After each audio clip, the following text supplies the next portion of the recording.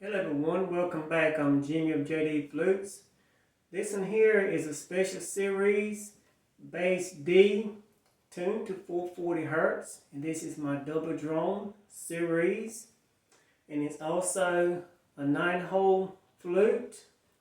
It has been produced from very beautiful black walnut. This black walnut right here is an extremely hard piece of wood. It's very easy on the mouth. And this flute right here, folks, is very relaxing.